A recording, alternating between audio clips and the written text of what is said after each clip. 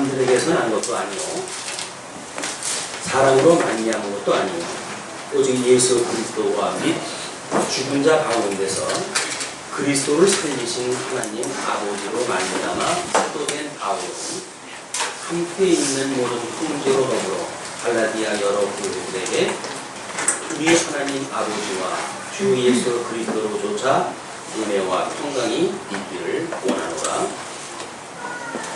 3절까지 지난 시간에 고린도 후서를 냈더니 아마 모르긴 몰라도 고린도 후서에 대한 총체적인 복습이 있지 않겠냐고 은연중에 강론을 그쪽으로 유도를 넣으신 바람에 오늘 부득불 그동안 우리 사도행전 이후에 살펴봤던 서신서의 내용을 점검을 해보면서 갈라디아서 서론으로 삼고자 합니다. 우리 그 주보에 그래서 일부러 일단 그 제1장 교회의 속죄 사역으로 견인이라고 하는 제목으로 보내가지고 로마서, 고린도 전서, 그다음에 갈라디아서 이렇게 세 가지 성경을 이야기했습니다. 그래서 이게 고린도 전서도 1장을 공부할 때 분명히 아마 이런 어떤 대강의 출발을 한번 하지 않았을까 싶어가지고 검토를 해봤어요. 그런데 아니나 다를까 이제 하나님의 영원하신 작정으로부터 어떻게 지금 우리가 고린도서를 이해해야 되는지 이렇게 살펴본 바가 있습니다. 기억을 보시는지 모르겠어요. 강론자만 거기다 기억을 하고 있고 그리고 그걸 중요해가지고 여러분들은 뭐 들리는 것만큼 듣겠지만 저는 창세기로부터 계속 좀 줄기를 타고 좀 가는 거예요.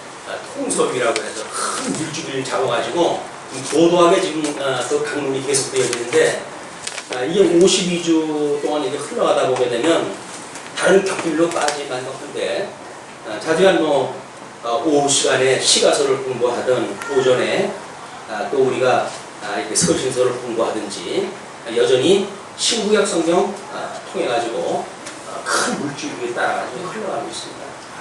이렇게 해야 지금 21세기에 적어도 하나님의 말씀을 통전적으로 이해해야 된다고 하는 이런 역사 의식에 대해서 우리가 살펴볼 이유가 있다고 보여집니다.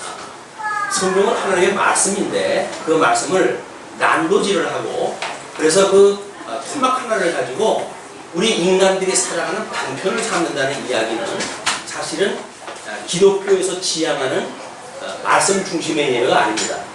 말씀 중심의 예배라고 하는 그거는 생명의 양식이 되어야 되는데 생명의 양식이 되어지게 되면 예수 그리스도를 우리가 만나야 되고 그 예수 그리스도로 말미암아 영생을 얻은 성도로서의 어떤 우리의 정체성이 확인되어지고 그렇기 때문에 그리스도 안에서 우리가 기뻐하기도 하고 때로는 그리스도 안에서 우리가 이러기도 하고 저러기도 하는 거란 말이에요.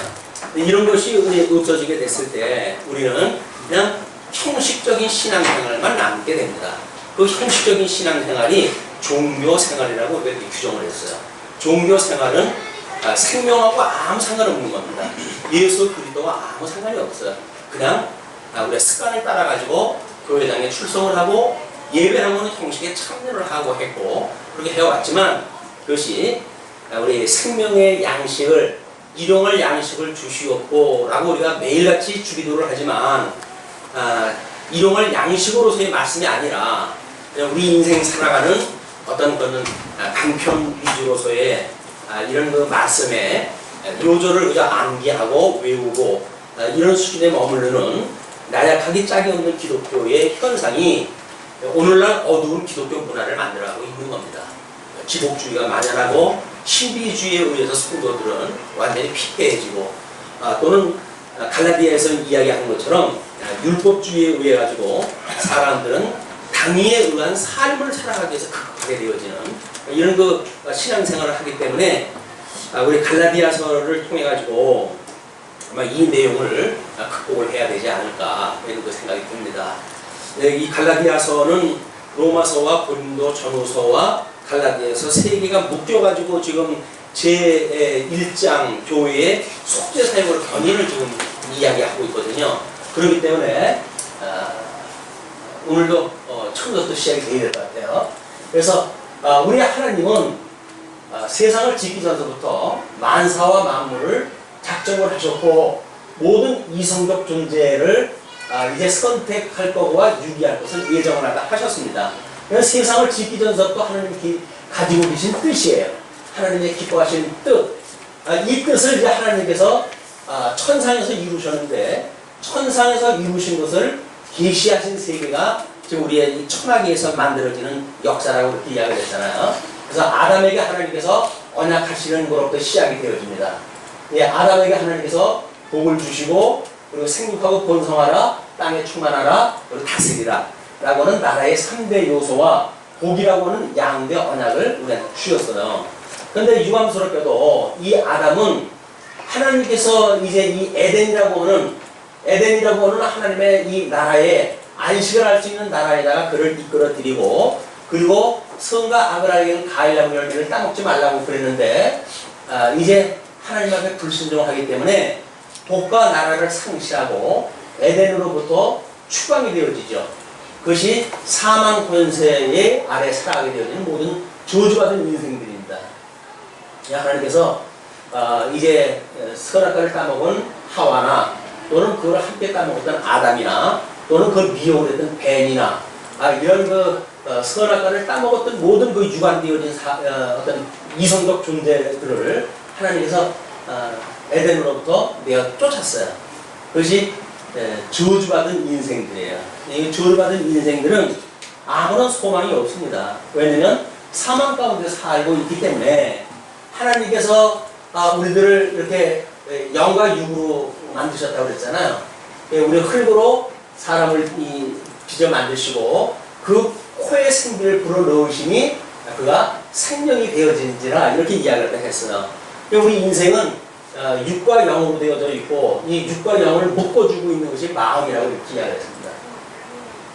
그래서 하나님의 말씀을 우리가 이해하고 하는 그것이 때로는 어떤 육적인 우리들의 이성 기능을 가지고 말씀을 깨닫는다고 생각이 들지만 그렇지가 않은 것이 성경에는 끊임없이 마음으로 깨닫는다고 이야기를 합니다.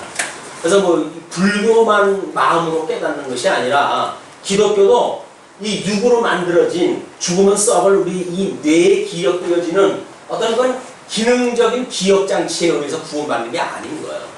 하나님의 말씀을 통해 가지고 이 영적으로 영이 그 양식을 먹게 되어지게 되면 우리들의 마음이 끊임없이 영과 더불어서 하나님과 우리가 이렇게 교제를 나누며 살아가게 되어지는 거거든요.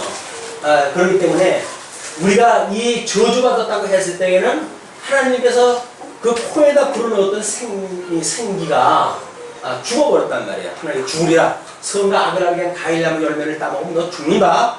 라고 저주를 갖다 한 대로 아담은 그것을 따먹었고 따먹었기 때문에 그 영이 죽은 상태로 지금 여기 사는 거예요. 영이 죽었기 때문에 여기서는 어떤 거를 들어가지고도 어떤 방법으로도 구원을 받을 수 있는 방법이 없어요. 하나님의 말씀을 들을 수 있는 방법도 없습니다.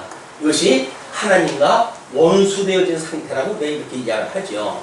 하나님과 원수되었다는 이야기는 하나님이 우리에게 외면하고 계신 거예요. 우리는 어둠 속에 우리 하나님이 이 빛의 하나님이신데 이 빛의 하나님과 달리 우리는 이 어둠 속에서 이게 하나님께서 어둠 가운데 우리를 버려주셨으니까 이 빛의 세계를 볼 수가 없잖아요. 그냥 결국은 어둠의 저주 가운데 더듬더듬거리며 사는 겁니다. 이렇게 하면 살까? 이렇게 하면 행복할까? 이렇게 하면 어떻게 할까? 라고 해서 더듬더듬하면서 사는 거야. 그 더듬더듬하는 것이 철학이요, 종교입니다. 기독교도 만약에 이 어둠의 문화, 이 육신적으로 주어지는 어떤 이성적 작용에 의해서 구원을 받는다고 한다면 어둠의 문화가 주관하는 종교고 다를 바가 없어요. 말은 기독교인데 사실은 일반 종교가 다를 것이 없기 때문에 요즘 흔히 말하는 WCC 운동이라든지 이런 것 때문에 지금 한국 교회가 이제 난장판이 되고 그러는데 마찬가지로 종교 다원주의가 가능해지는 거예요. 왜? 같은 통속이니까 말이 기독교라고 하는 이름만 달릴 뿐이지 기독교거나 불교거나 뭐 이 모든 종교가 사실 달릴 바가 없어요. 그러니까 우리가 종교다원주의라고 해가지고 서로 비난하지 말고 서로 우리가 잘 살자, 더불어서 잘 살자 라고 하는 것이 더듬더듬하면서 잘 사는 방법을 추구하고 있는 지금 현상 세계다.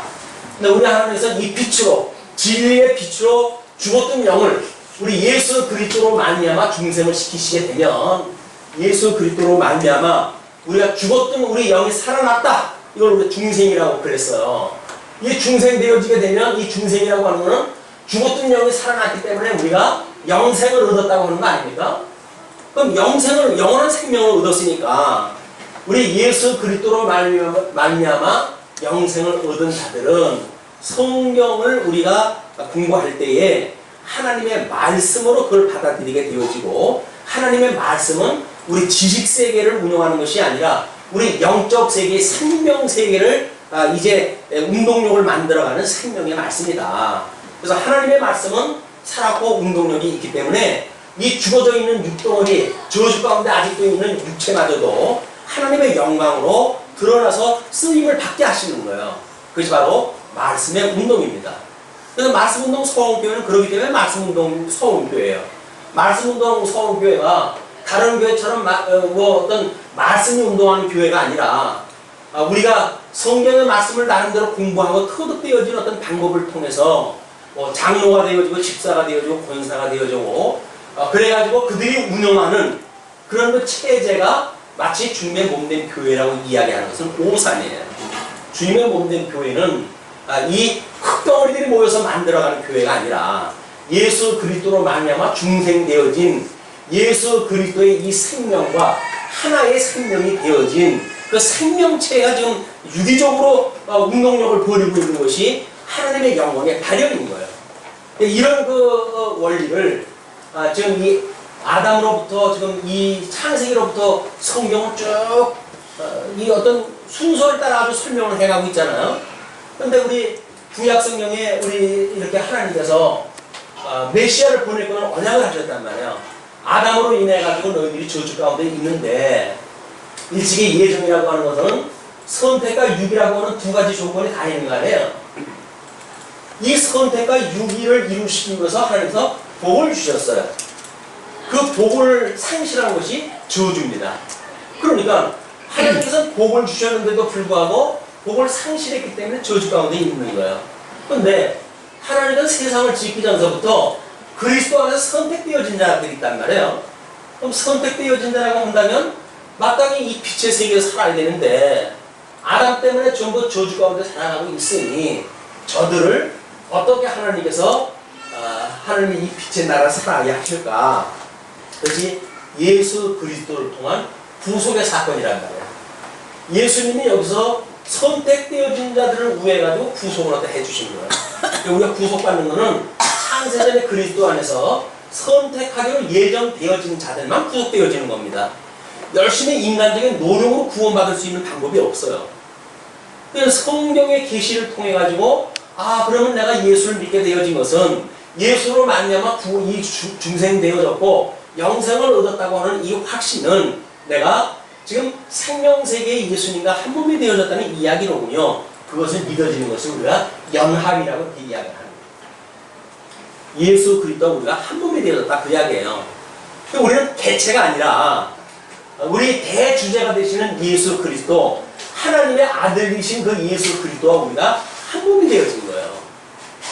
그러면 하나님이신 예수 그리스도와 한 몸이 되어졌는데 겨우 이 땅에 살면서 사망 권세가 흔들거리는 어떤 그 미혹거리에 그거 하나 주면 안 돼요 라고 해가지고 거기다가 개걸스럽게 우리가 따라다닌다는 이야기는 그냥 성도로서 체면이 안 서는 일이에요. 아니, 그걸 찍어도 예수님의 생명을 가진 자인데 사망의 권세가 지금 다스리고 있는 것들을 나중에 그거 하나 주면 안 돼요? 라고 해가지고 손을 내민다고 한다면 빛의 자녀로서 체면이 안 서는 일이죠. 근데 여기서 손 내미는 일이 뭐예요? 사망 권세에 우리가 손 내미는 일이 아마 고린도서에서 이야기하는 걸 보게 되면 모든 사회적인 우리의 욕구, 경제적인 욕구, 정치적인 욕구, 이것들이 전부 여기 해당이 되어지는 거예요. 왜냐면 아담이 타락되었을 때 하나님의 선과 악을 알게 하는 과일나무 열매를 따먹으면 죽는다 라고 선언을 갖다 했을 때 이 모든 게 보암직하고 먹음직하고 그리고 이것이 지혜 있을 만하게 이게 보여지잖아요. 이게 지혜 있을 만한 탐스러운 것으로 이게 보여지기 때문에 선과 악을 알게 하는 과일나무 열매를 따먹게 되어지는 거예요. 이것이 인간 사단이 미혹을 갖다 했을 때 아담이 가지고 있는 심리적인 상태예요. 그가 그 먹지 말라고 하는 것이 왜 이렇게 보암직스러운지 몰라요. 예수 그리스도로 말미암아 우리가 구원을 받았다고 하지만 여전히 이 복음의 진리, 진리의 말씀의 능력 이것을 우리가 경험하지 못한다고 한다면 우리는 여전히 우리 이 미혹하는 사단의 미혹하는 걸로 해가지고 육신의 정욕, 안목의 정욕, 이상의 자랑 이런 것이 결국은 우상을 섬기는 일임에도 불구하고 이걸 우리가 나 좀 주세요 라고 이야기를 하면서 살아간단 말이에요. 사단이 지금 우리들한테 나한테 절하면 이거 주지 나한테 절하면 안 잡아먹지 라고 하는 우리 그 옛날 이야기에 나오는 그거예요. 한국의 어머니가 또 나타나가지고 나한테 떡 하나 주면 안 잡아먹지. 근데 잡혀 먹은 사람들이 여기서 그 짓으로 살아가는 겁니다.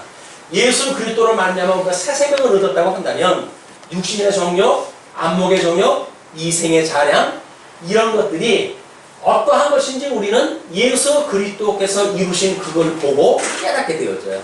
예수님께서 우리 처음에 시험 받을 때 40일 금식을 하니까 뭐라고 그럽니까? 사단이 너 돌덩어리로 해서 떡을 만들어 먹으래. 40일 금식을 했으면 거의 죽을 지경 아닙니까? 네가 하나님의 아들이면 돌로 떡을 만들어서 먹어 라고 이야기를 해요. 이것이 해 아래에서 사는 생존의 방법이에요. 근데 우리 하나님은, 우리 예수님은 영생을 하시는 분이 영원한 존재, 영존하시는 하나님이에요. 하나님. 영존하시는 하나님이 이 땅에 오셨더니 사단이 한다는 소리가 기껏 돌덩어리로 떡을 만들어가지고 살라는 이야기예요. 우리도 예수 그리스도로 말하면 영생을 얻었어요. 그러면 우리가 살아가는 방법이, 생존하는 방법이 사단이 나한테 절하면 내가 먹을 거 주지 라고 이야기했을 때 사단에게 넉죽 절을 갖다 하는 것이 과연 성도의 사입니까? 아니야. 사람은 하나님의 말씀으로 사는 거지 내가 흔들어대는 떡으로 사는 것이 아니야 라고 이야기를 갖다 해서 하나님의 말씀을 우리가 기억을 갖다 하고 그 말씀으로 우리 영원히 영생을 갖다 하는 것을 깨닫고 살아가게 될까 라고 하는 건 너무 자명한 거 아니에요? 예수님 성전 위로 끌어올립니다. 그리고 예수님한테 이야기를 합니다. 네가 하나님의 아들이면 뛰어내려 볼래? 그러면 하나님께서 너의 발이 돌뿌리에 부닥치지 않는다고 그랬으니까 하나님은 너를 보호해 주실 거 아니야? 한번 뛰어내려봐 라고 이야기를 했어요. 성전이라고 하는 것은 예수 그리스도가 죽으실 곳이에요.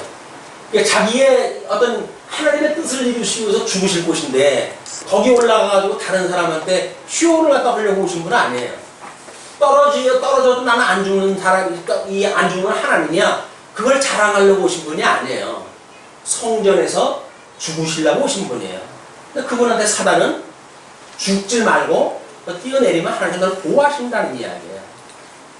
그러면 정말 그 모든 아마 인간들이 이 모든 그 명예욕이 여기에 해당되어질 것 같은데 그렇지 않아요?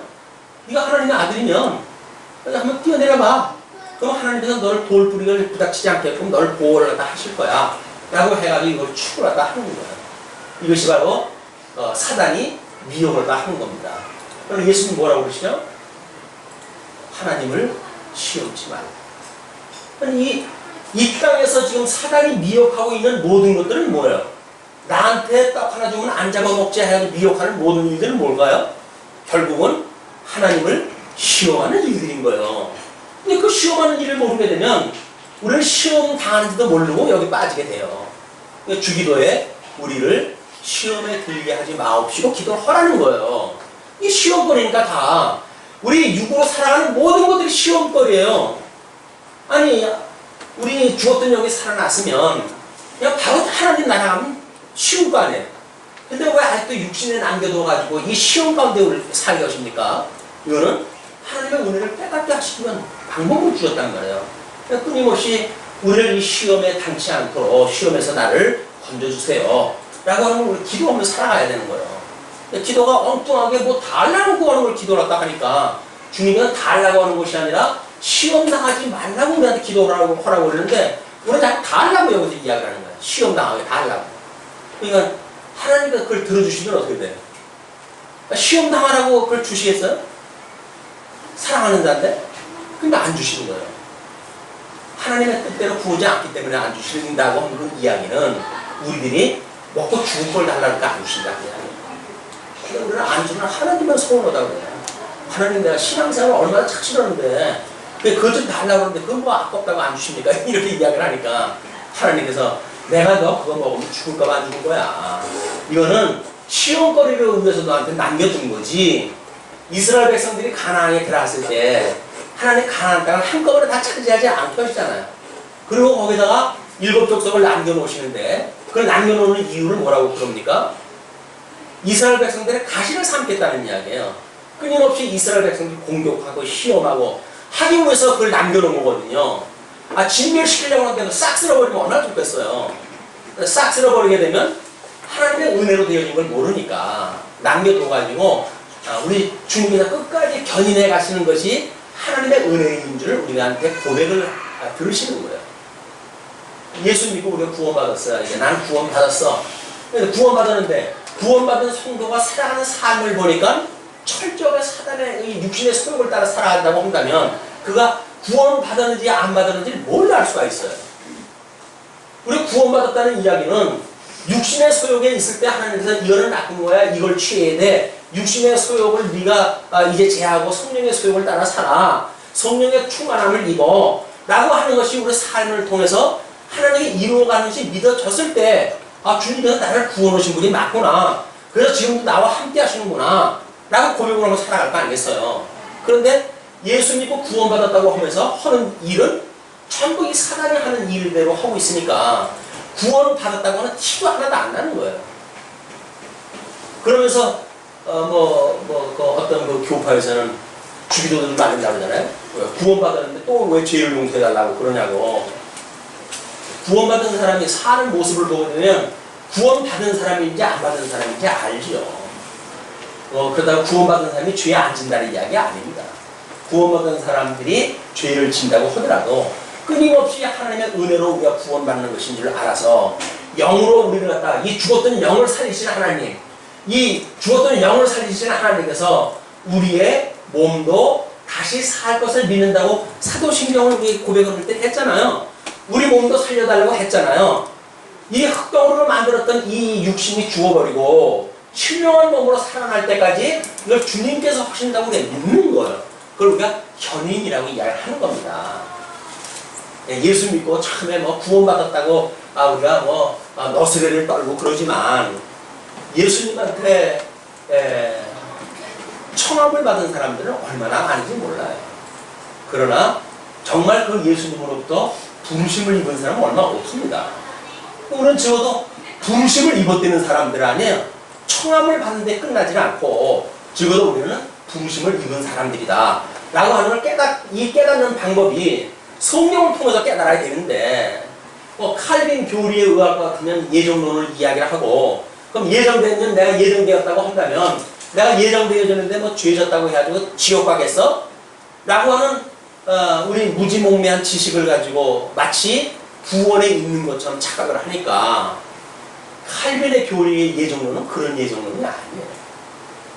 구원받았다고 한다면 끊임없이 주님께서 은혜로 붙들고 있다고 하는 것을 체험하는 자들에 대한 예정이지 뭘 믿다가 예수 믿는데 주목을 믿겠다고 하고 다 세상을 따라가는 사람들이 뭐가 예정되어진 사람들이에요. 예정되어진 사람들은 그렇게 살지 않아요. 예정되어진 사람들은 예정되어진 걸 알기 때문에 하나님의 뜻이 하늘에서 이루어진 것처럼 이 땅에서 이루어지기를 소원하는 뜨거운 마음을 가지고 살아가게 되어지는 거예요. 그게 예정되어진 사람들의 특징이에요. 아버지의 뜻이 하늘에서 이루어진 것처럼 이 땅에서도 이루어졌으면 좋겠어요.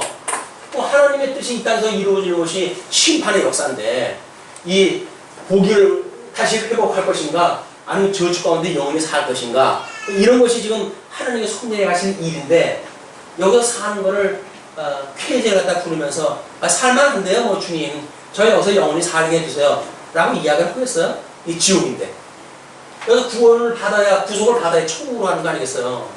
이 지옥 가는 걸 갖다 마땅히 아유 이 세상에 이 먹기 좋고 지금 살기 좋은 세상인데 여기 지금 대한민국 같은 정도라고 한다면 천년 만년 여기서 영원토록 살았으면 좋겠어요 라는 생각을 가지고 계시다고 한다면 하나님께서 주셨던 대한민국의 지금 이 평안의 시절은 저주입니다. 저주예요.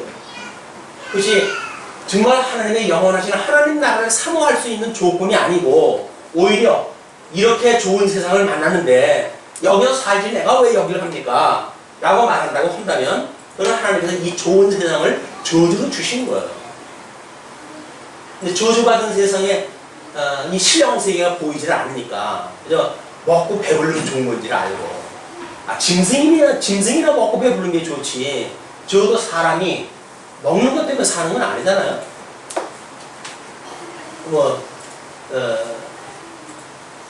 그 자유를 추구해가지고 목숨을 버렸던 많은 사람들이 먹거리 위해서 그런 것이 아니에요. 진정한 자유를 달라고 했던 이야기지. 근데 이 사망의 권세는 자기의 종으로 삼아가지고 자기의 종으로 삼고 있으니까 사망의 권세로부터 진정한 자유를 얻는 방법은 진리를 아는 수밖에 없단 말이에요. 자, 그러면 구약의 이 언약하신 대로 우리 예수 그리스도께서 이 땅에 오셨어요. 그리고 예수님께서 이 언약을 이루신 것 기록되어진 것이 무엇입니까? 여기 구약성경, 신약성경이고요. 네, 구약성경 39권, 신약성경 27권. 근데 이것이 얼마 전까지만 하더라도 성경은 66권이라고 이해를 했죠. 그러나 우리가 성경을 통속적으로 이해를 하고 나서 보니까 성경은 66권이 아니라 몇 권이라? 한 권이라는 거야, 한 권. 하나의 주제를 가지고 어떤 통일성 있는 이런 주제를 가지고 지금 성경이 계시되어진 거지. 이 계시되어진 성경이 이 66권으로 해가지고 토막토막이 다른 이야기하고 있는 것이 아니라 구약 성경은 오신 메시아에 대해서 이야기를 하고 있고 신약 성경은 오신 그리스도에 대해서 이야기를 하고 있다. 우리 예수님께서 그랬잖아요. 너희들이 성경에서 영생을 얻는 줄 알고 생각하거니와 이 구약 성경은 누구에 대하여 증거한 것이라? 나에 대해서 증거한 거라니까요. 구약 성경 전부는 예수님에 대한 이야기지 어떻게 하면 복을 받고 어떻게 하면 하나님 앞에 잘 사는 그런 방법이 아닌 거예요. 이 하나님의 의로 오셨던 예수 그리스도를 이 성경에서 언약을 했기 때문에 이 오실 메시아를 대망으로 살아가야 되는데 지금도 유대인들은 대망 사상을 가지고 있죠. 메시아가 올 거라고 하는 대망 사상을 가지고 있어요. 그러나 유감스럽게도 그 대망 사상은 율법을 지켜야 된다고 하는 당위 아래 별로 그렇게 빛을 발하지 못합니다. 물론 바라고 있어요. 약속되어져 있으니까. 주님 오실 때까지 그들은 끊임없이 율법을 지켜가지고 하나님의 의를 이룬다고 하고 있기 때문에 아직도 구원이 이스라엘에는 없는 거예요. 그러나 그 예수님께서 이제 이 땅에 오셔가지고 오매불망 기다렸던 유대인들에 의해서 십자가에 못 박아 죽임당하잖아요. 아니 자기네들이 성경을 통해가지고 오실 메시아를 그들이 제대로 알고 있다고 한다면 어떻게 오신 메시아를 십자가에 못 박아 죽일 수가 있겠어요? 그들이 알고 있던 성경은 예수님에 대해서 알고 있었다는 게 아니잖아요. 전혀 자기네 방식으로 이해를 하는 거예요. 성경은 오실 메시아에 대해서 이야기를 하고 있는데 그 구약의 성도들은 그걸 자기의 방식대로 이해를 했기 때문에 성경대로 오신 예수님을 십자가에 못 박아 죽이게 되어졌어요. 신약성경도 마찬가지겠죠. 내가 구약성경에 언약되어진 대로 오신 메시아야 라고 이제 증거가 되어진 것이 신약성경인데 신약성경을 구약시대 사람들처럼 우리가 우리 임의대로 이해를 하게 되면 신약성경의 내용은 뭐예요? 결국 우리 보고 착하게 살자 그 이야기예요. 우리 방식대로 이해를 하게 되면 착하게 살자는 이야기예요. 그것이 아니라고 하는 그거를 지금 갈라디아에서 이제 역설을 한 겁니다. 왜냐면 갈라디아서가 적어도 1차 전도 여행 후에 기록이 되어진 거라고 한다면 47년 내 48년경에 49년도까지 아마 기록이 되어졌다고 한다면 그러면 사도 바울이 예수를 담에색 도상에서 맞이하고 이 영생을, 이 체험을 갖다 하고 신비한 체험을 한 뒤에 복음을 증거하기 시작을 했어요. 그것이 1차 전도 여행이었어요. 1차 전도 여행을 복음을 이 자기가 만났던 그리스도를 증거했는데 복음을 증거하는 데마다 유대인들은 어떤 방식으로 그 복음을 이해하려고 했을까요? 본하죠.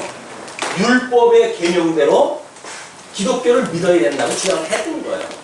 그래서 계명을 지켜야 되고 할례를 받아야 되고 그래야 구원받는다는 거예요. 근데 사도 바울이 증거한 거는 아니다. 내가 너희들보다 얼마나 더 열심으로 해가지고 유대교를 믿었던 사람이지 아니? 그러지만 내가 그런 그 예수님을 너희들한테 소개할텐데 예수님을 믿는다는 건 그런 게 아니야.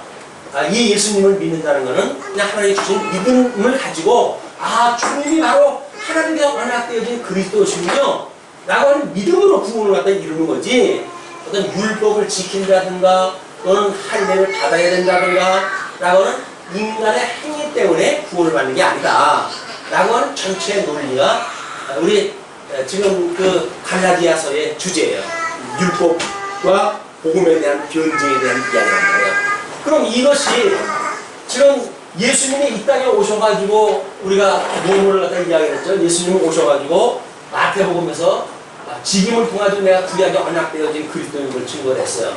또 신분의 마가복음, 마태복음, 마가복음, 누가복음은 사역을 통해 가지고 내가 구약에서 언약되어진 그리스도라고 증거를 했어요. 요한복음에서는 뭘 가지고 증거를 했어요? 품위를 가지고 이제 우리 참 하나님이고 참 인간인 이 품위를 가지고 이 땅에 오셔가지고 구약성경에서 언약되어진 내가 그리스도다.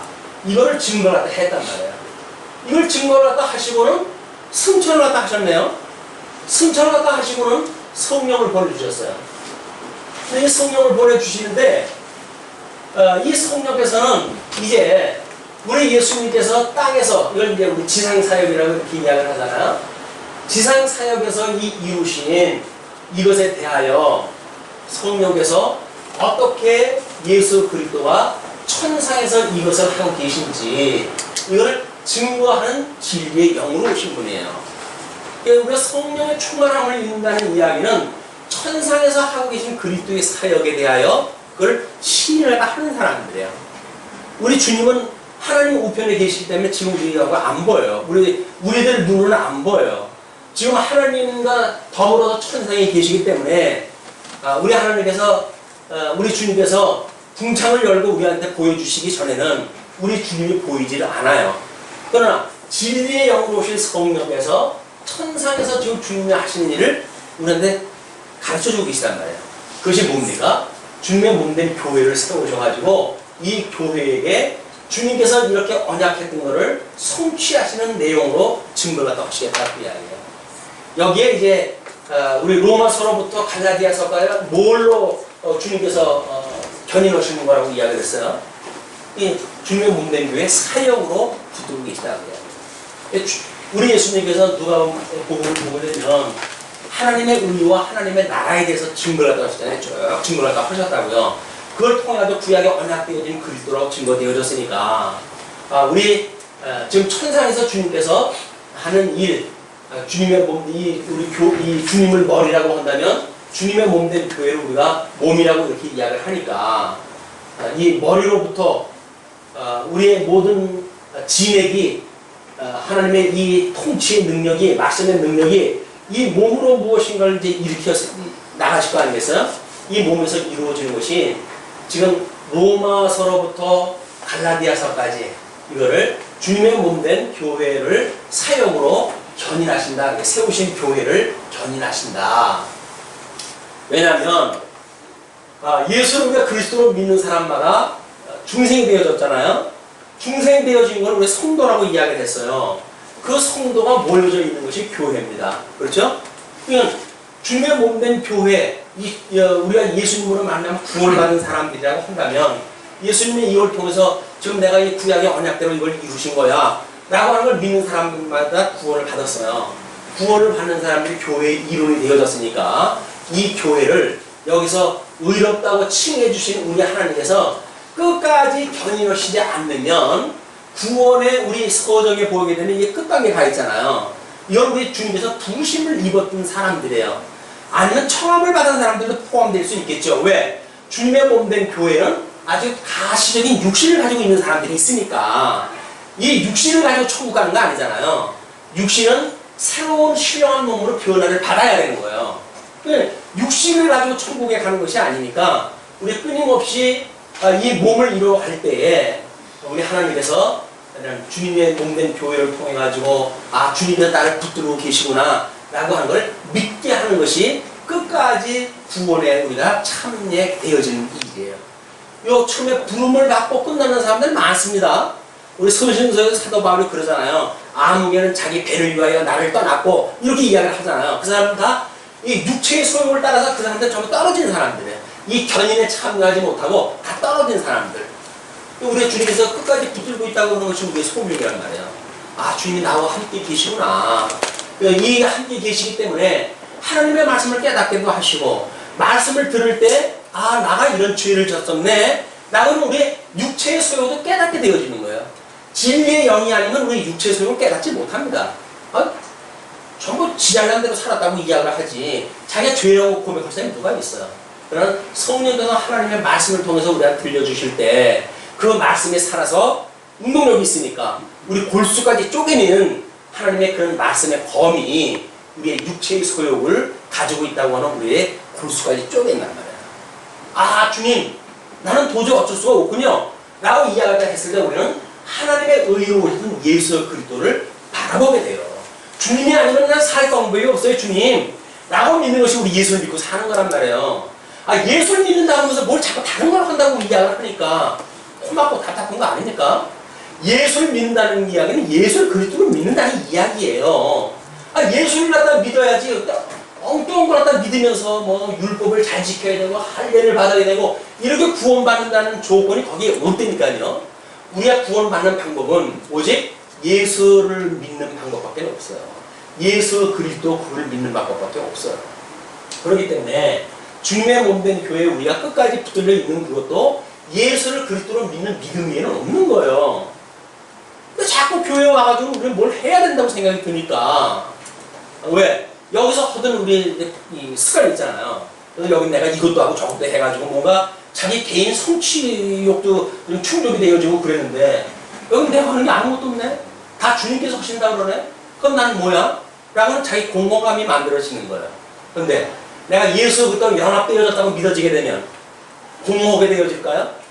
충만하게 되어질까요? 충만하게 되어지는 거예요. 왜? 주님이 하는 것이 곧 나를 통해서 하니까 나를 들어가지고 일하다 하시니까 충만함이 느껴지죠. 근데 우리는 예수님을 믿으면 그건 난 아무것도 안 해도 되겠네? 예수님하고 상관없으면 아무것도 안 해도 되죠. 연합이 되어졌는데 어떻게 주님이 하는데 난 가만히 있게 돼요. 한 몸이라면서. 그러나 한 몸이 아니라는 이야기지. 이 말귀가 서로 이게 통하지 않는 거예요. 예수가 또 한 몸을 이뤘다고 그러면서 그럼 주님이 다 해가신다니까 난 그러면 아무것도 안 해도 되겠네요. 아니 주님이 오시는데 어떻게 우리가 안 해도 됩니까?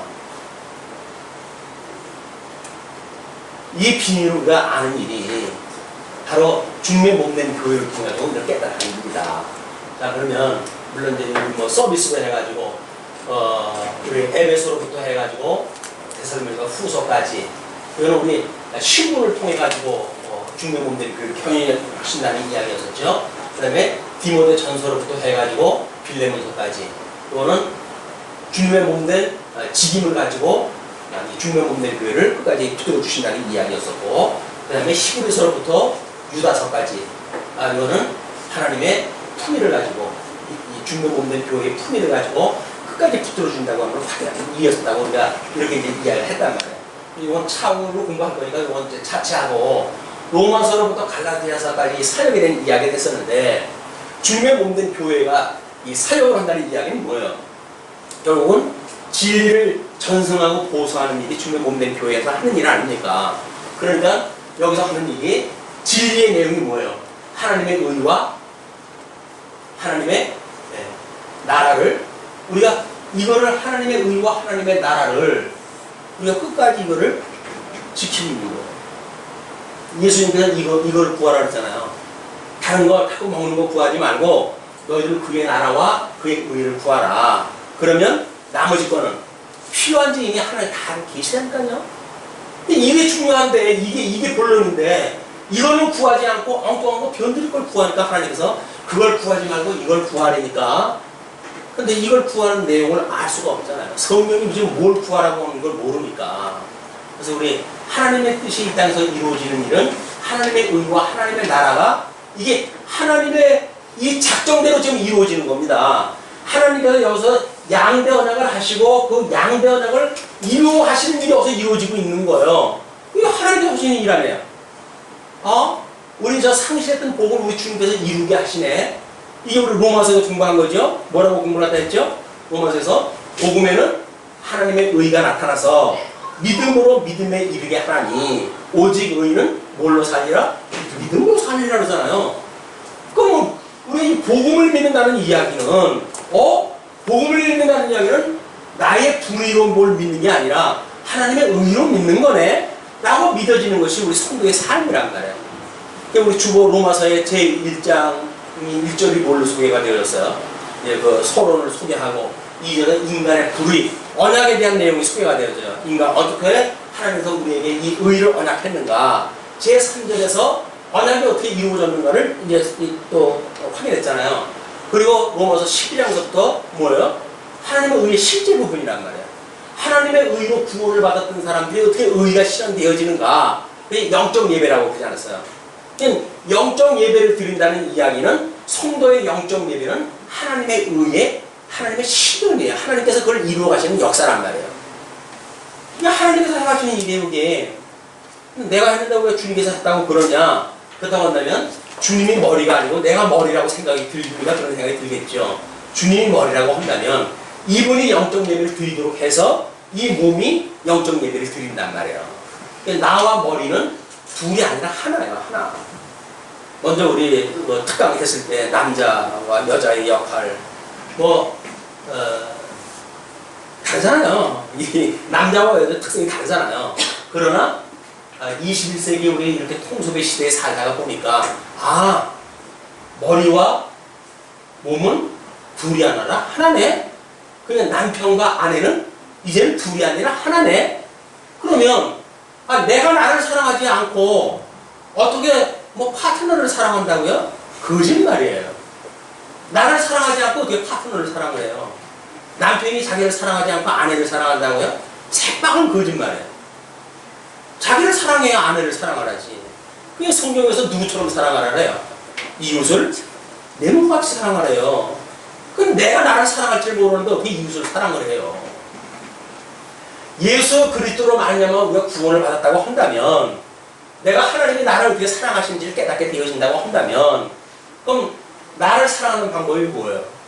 이 말씀으로 해가지고 우리 이 영역이 점점 장성해 가는 일이죠. 풍성해 가는 일이죠. 진리의 풍성하고 은혜의 풍성하고 성령의 풍성함을 입어가면서 우리가 사랑하는 일이 나를 사랑하는 일 아니겠어요?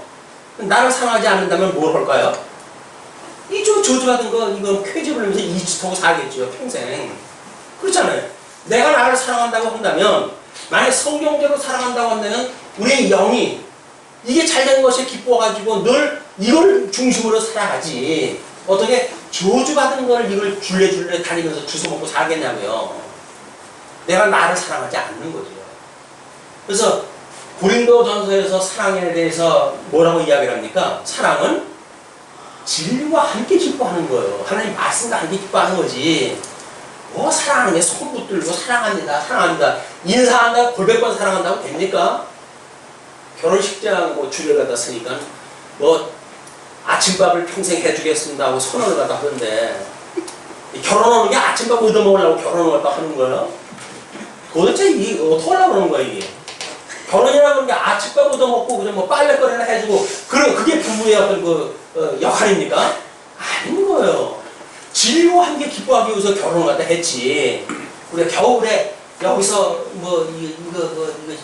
너는 날 우리 본사님 바깥분이 그런 이야기를 또 하시라는데, 어떤 그 남자친구가 너는 아침에 일어나면 자기 떠가지고 초대해가지고 공별 갔다 왔더라고. 그러면서 자랑을 또 하더래요. 그게 3살 먹은 애들한테 박수 받는 거하고 다를 게 뭐가 있어요. 그 어떤 필요에 의해서 그렇게 되어진다고 한다면 자기는 마치 굴림하는 어떤 그런 그 성공한 가장 같잖아요. 그러나 가만히 들여다보게 되면 참 어리다. 누가 뭘 좀 잘해주면 좋다 하고 하하거리고 조금 안 해주면 그게 역정나는 거지. 그렇지 않겠어요? 아니 사랑하는 관계가 뭐 좀 해주면 좋아하고 안 해준다고 싫어하는 관계가 이게 사랑하는 관계예요? 우리는 사랑을 모르고 사랑하고 살았는다니까요. 부부가 사랑한다 그러면서 이건 성경에서 말하는 사랑의 관계가 아니라 세상에서 사단의 이 미혹으로 해가지고 사랑으로 그려낸 날조되어진 그런 사랑을 우리가 사랑이라고 따라가려고 하니까 하고도 찝찝한 거예요. 내가 이러고 살아야 되나 싶고. 자, 하나님의 의로 우리는 구원을 받았어요. 그래서 영적 예배를 드리는 것이 다 하나님의 은혜로 되어진다고 믿습니다. 자, 이 하나님의 나라에 대해서 우리가 고린도 전서를 통해서 뭐라고 공부를 했어요? 고린도 전서에서. 고린도 전서. 하나님 경외하는 것을 배우는 교회예요. 그러면 하나님을 경외하는 걸 배우는 교회라니까요. 교회가 어떤 목사가 카리스마가 있어가지고 자기가 계획 세운 대로 해가지고 성도들이 일사불란하게 충성을 해. 그건 이북이에요, 이북. 그게 무슨 교회가 말씀이 충만한 교회인 줄 아십니까? 아닌 거예요. 교회는 이 육신을 가지고 있기 때문에 트러블이 있을 수밖에 없다니까요. 근데 하나님가 왜 이걸 남겨주셨다고 그랬어요? 하나님 경외하는 걸 배우게 하시기 위해서 남겨주셨다고 그러지 않았어요? 그러니까 주님의 몸된 교회는 어떤 게 당연한 거예요? 아니 설립이 되어져가지고 그 멤버가 그냥 늙어 죽을 때까지 가면 뭐 그러면은 어떤 그런 갈등 없이 살아가는지도 모르겠죠. 그러나 다른 성도 또 들어오고 성경 모르는 성도 들어오고 또 애기를 낳아도 어린 성도가 만들어지고 그 아이가 30년 50년 공부한 사람만큼 믿음이 같이 갈 수 있을까요? 안 된다니까요. 어쩔 수 없이 여기 약한 자가 있게끔 되어져 있어요. 하나님의 말씀을 모르는 사람이 있을 수밖에 없어요. 그 사람들하고 혼재되어져 있는 것이 주님의 몸된 교회란 말이에요. 가시적인 교회는. 그러니까 여기서 하나님 경외하는 걸 배우는 거죠. 넉넉한 사람이 뭐 없는 사람 좀 도와주고 그걸 우리가 뭐라고 그랬어요? 우리 이게 하나님 나라의 원리라고 이야기를 했잖아요. 그래서 사회적인 원리를 갖다 뭐라 그랬죠? 저 사회적인 원리를 사직생. 예? 네. 사직생. 죽어야 산단 말이에요. 우리 예수님처럼 죽어야 주님의 몸된 교회가 만들어지고 주님의 몸된 교회가 이렇게 이루어져 가는 거지. 이 세상에서 살면서 어떻게 신령한 나라에 이 교회가 만들어집니까? 주님의 몸된 교회에서 산다는 이야기는 믿음의 선배로 산다는 이야기는 전부 육체의 소욕에서 죽어야 되는 거예요. 나의 주장을 피는 게 아니에요. 어린 성도를 위해 살아가는 일이에요. 그런데 목사가 되고 장로가 되면 모든 성도들의 굴림을 원해 죽기는커녕 그거는 주님의 몸된 교회의 원리가 아닌 거예요. 또 경제적인 원리를 뭐라 그랬어요? 연juk 보라 그랬어요. 버려야 하나님께 주신 재물이라고 믿어져가지고 그걸 버려야 주님의 몸된 교회가 부유롭게 되지. 하나님은 나한테 준 걸 내가 왜 버려? 내가 짱구야? 예, 맞습니다. 영악스럽죠. 이 세상의 논리 안에 짐승권사가 해가는 논리가 그거 아니에요. 내 건 누구한테도 못 줘. 내가 붙드는 거야. 그래서 아기가 태어날 때마다 어떻게 태어나요? 이 두 손을 아주 꼭 쥐고 태어나는 게 왜 그렇습니까? 내 손으로 쥐는 건 누구도 안 줘. 그야 돼요. 부모한테도 안 줘. 이게 우리 아이들이 태어나면서 몸짓하는 언어예요. 몸짓은 꼭 쥐고 나요. 언제쯤 놓을까요? 죽을 때나 가야 삼키고 죽어요. 그런데 우리는 복음을 깨달으니까 예수 그리스도와 함께 죽고 내가 예수 그리스도와 함께 살았다고 믿어지니까 우리 어떻게 돼야 돼요? 내 걸 포기하게 돼요. 내 걸 버리게 돼요. 이 진리를 위해서 말씀을 위해서 우리가 가지고 있는 거를 2개 먹을 걸 하나를 버리고 하나만 먹어요. 그래서 주님께 사랑하게 하시니까 그 하나 가지고 이렇게 가난한 사람들이 그걸 가지고 보탬을 받고 말씀이 필요한 자에게 말씀이 공급되어지고 이런 생명의 역사가 일어난단 말이에요. 근데 옮겨지고 무슨 교회가 되겠습니까? 복 받기 위해서 11조를 낸다고요? 아니 아침밥 얻어먹기 위해서 결혼하는 거나 복 받기 위해서 11조 내는 거나 원리가 다른가요? 똑같으니까요. 주님의 몸된 교회에서 하는 일이 겨우 11조를 내가지고 그 사람 복 주기 위해서 그 영혼을 위해서 그렇게 하는 거예요? 아니에요. 교회 평수를 늘리려고 그러는 거예요. 교회 평수를 늘리려고. 정치적인 원리를 뭐라 그랬어요? 공직치예요, 공직치. 우리가 섬기는 일로 이 섬겨야 사랑되어 있는 거예요, 사랑하는 거. 또 우리 남편하고 아내하고 이야기를 하니까 남편이 뭔가 이 여자보다는 존경을 받고 그랬으면 좋겠잖아요. 남자 말 한마디에 여자가 일사불란하게 움직여주면 얼마나 좋겠어요.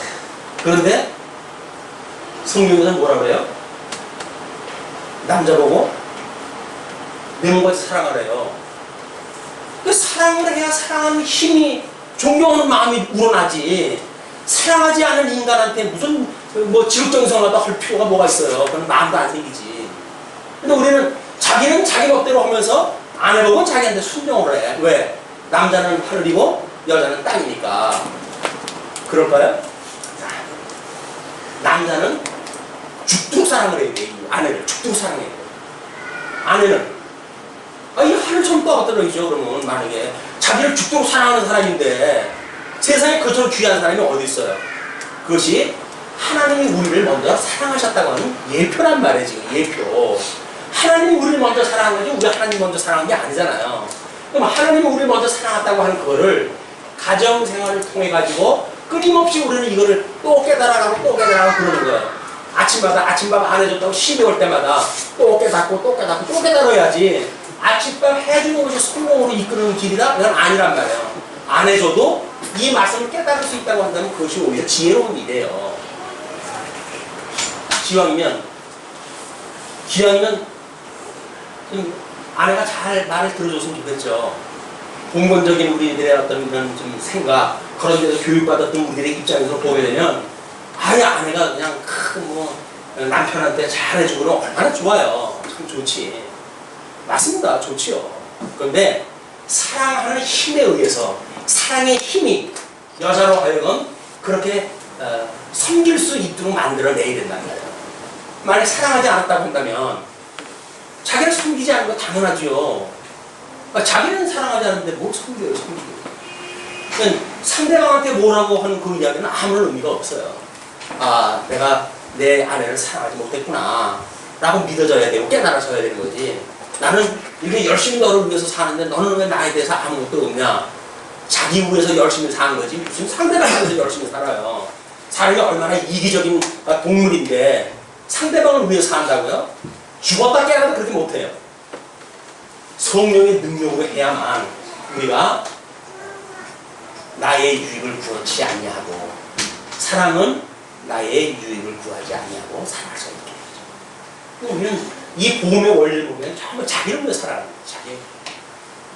자, 그럼 이제 로마서를 통해 가지고 하나님의 의에 대해서 걸 증거를 했고 고린도 전후서를 통해서 하나님의 나라를 증거를 했어요. 근데 재미난 거는 갈라디아서는 우리가 47년서부터 49년도까지 기록 연대를 딱 보고 혹자는 53년도로 보는 사람이 있습니다. 이제 남쪽이냐 북쪽이냐 이 갈라디아의 지역을 어느 쪽으로 보는 거에 따라서 연대가 달라지는데 대부분은 이제 고린도 1차 전도 여행 때 사도 바울이 1차 전도 여행이 끝나고 유다 이 예루살렘으로 와가지고 율법의 문제로 해가지고 심하게 다툼이 일어나거든요. 논리적인 싸움이 일어나고 그래요. 그렇기 때문에 그런 충분한 체험이 있고 거기서 정당성을 얻고 그리고 이 편지를 써가지고 갈라디아 지역의 여러 교회에 보내지 않았을까. 그러니까 사도 바울이 1차 전도 때 복음을 증거한 내가 예수님 믿는 사람을 잡아주려고 했던 사람이야. 그럼에도 불구하고 성령을 내가 이렇게 임해가지고 예수님을 만났고 그렇기 때문에 내가 그 모든 짐을 이제 큰 신짝거리듯 버리고 복음을 증거했다 라고 이야기했다 했을 때 많은 교회에서 그걸 받아들이는 사람들도 있지만 유대적인 이 머리가 있는 사람들은 무슨 소리냐, 우리 조상 대대로 지켜왔던 율법 계명을 지키는 일 또는 할례를 받은 일 그런 것이 아니라고 한다는 게 말이 되냐. 전통을 깨는 일이니까 난리가 났죠. 그것 때문에. 그래가지고 결국은 이 예루살렘 교회가 고발한 거 아니에요. 사도 바울이 엉뚱한 소리 해가지고 이게 하나님의 사람들 다 데려놓는다 라고 이야기가 하니까 예루살렘 교회에서 시위를 갖다 하잖아요. 근데 사도 바울 이야기를 갖다 듣고 보니까 복음적인 원리인 거예요. 이거는 그때 당시에 있었던 네 가지, 뭐 목매에 다른 짐승을 먹지 말 것, 음란을 갖다 피할 것, 뭐 등등의 네 가지의 조건만 제시를 갖다 하고 나머지 거는 어떤 것도 제한을 받을 이유가 없다고 예루살렘 교회에서 선포를 갖다 하잖아요. 그 복음을 받았던 사도 바울이 거기서 뭐 고소 사건에서 이제 승소를 갖다 했으니까 그 복음의 내용을 그동안 싸움이 있어가지고 제대로 복음을 전하지 못했고 이랬던 교회에 서신으로 보내는 거예요. 그분들이 그 편지를 읽어보면서 사도 바울이 전했던 건 맞네. 그때는 이것이 논리적으로 이렇게 설명은 안 했지만 그때 이렇게 설명한 것이 맞네. 이걸 받아들일 거 아니겠습니까?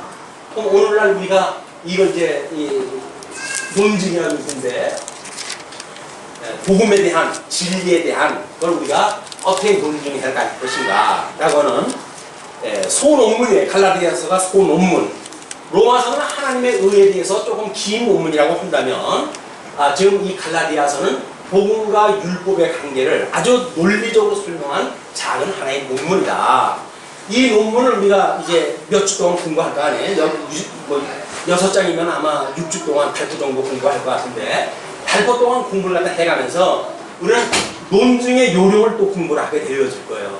그리고 복음의 핵심인지를 뭔지를 알아가지고 이 비진리에 이렇게 있는 자들에게 어떻게 이 진리의 말씀을 증거할 수 있는지에 대한 원리도 우리가 더 공부할 수가 있을 겁니다. 뿐만 아니라 미진했던 그런 그 부분들, 복음에 대한 우리들의 미진한 부분이 있었다고 한다면 갈라디아서를 공부하면서 이렇게 내가 오해가 있었구나 라는 걸 통해 가지고 우리 주님의 은혜로 이 복음을 다시 확증하고 더 굳게 세우는 이런 그 기회가 되어졌으면 좋겠다 하는 생각을 가지고 지금 구약 성경으로부터 뭐 서신서로 해가지고 로마서, 고린도 전후서, 그다음에 갈라디아서까지 쭉 한번 설명을 했습니다.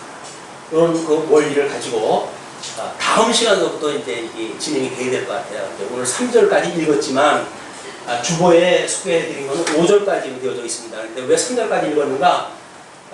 일단은 다음에 이것을 소개하다 하기 위해서 3절까지 이야기를 했으니까 일단 오늘은 3절까지의 그 내용을 한번 확인하다 해보시죠. 우리 일단 주보에 제3절 복음에 대한 논증이라고 이렇게 이야기를 했잖아요. 그런데 그 제목이 3절이 크게 두 단위로 나뉘게 됩니다. 하나는 복음의 특성과 복음의 실제. 복음의 내용, 복음의 1번이 뭐예요? 특성. 네, 복음의 특성. 그 다음에 복음의 실제. 네. 그래서 우리가 여기서도 이야기를 했지만 이 견인과 칭의에 대해서 이야기를 했지만 이 특성이 배운 공부의 특성을 가지고 있다고 한다면 실제라고 하는 것은 익힌 공부의 특징이에요. 익힌 공부. 우리 젊어서 성경을 공부한다는 이야기는 이론 지향적으로 공부하기가 쉽습니다. 그렇죠? 경험을 하지 못하고 이론적으로 복음을 깨닫기가 쉬워요. 그러나 이론적으로 공부를 갖다 했다고 하더라도 여기까지 이르기 위해서는 그냥 시간이 어차피 필요한 거 아닙니까? 그렇기 때문에 익힌 공부를 통해 가지고 여기까지 이르게 되어지는 거예요. 이론 공부를 제대로 못하게 되면 익힌 공부가 다 도중하차 되어지고 말고 이 배운 공부가 잘 되어진 사람은 익힌 공부를 통해 가지고 여기까지 이르게 되어진다. 우리는 이제 특성과 이 익힘에 대한 걸 공부하기 위해서 이 특성이 절대성과 은혜성이라고 하는 걸로 이제 크게 두 개를 나누고 있는데 그 절대성을 이야기하기 위해서는 어쩔 수 없이 사도 바울의 자기 신분에 대한 걸 이야기할 수밖에 없어요. 내가 지금 이것이 인간적인 어떤 것으로부터 출발한 것이 아니라 철저하게 이 만사를 하나님의 언약대로 이루어가시는 여호와 그 하나님께서 나를 사도로 세우셨다라고 하는 대전제로부터 이 시작이 되어져야 복음의 절대성을 이야기할 수가 있지. 복음을 증거하는 사도 바울이 그런 어떤 정체성에 대해서 불확실하다고 한다면 다른 사람이 믿을 수가 없잖아요. 이덕성도 마찬가지예요.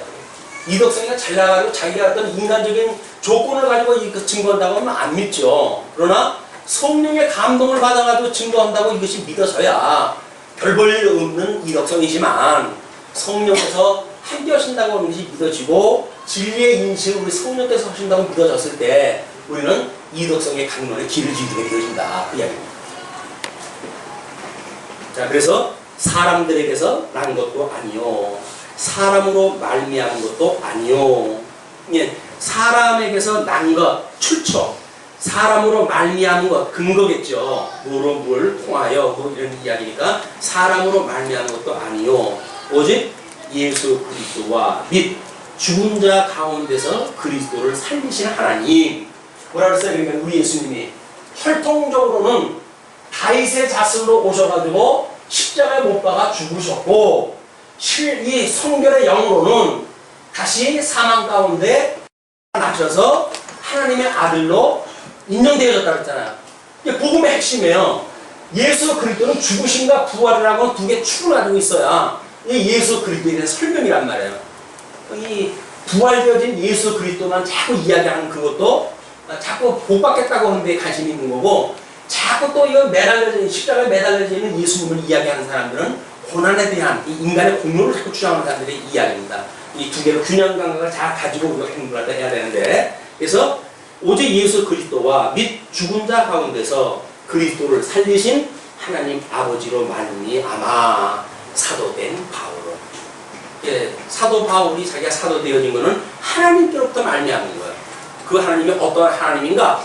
언약대로 예수를 십자가에 못 박아 죽게 하시고 언약대로 그를 다시 살리셔가지고 만사를 하나님의 언약대로 이루시는 여호와로 증거한 그런 그 예수 그리스도 그 분이라는 이야기죠. 그래서 그분으로 말미암아 내가 이제 그 사도된 바울은 함께 있는 모든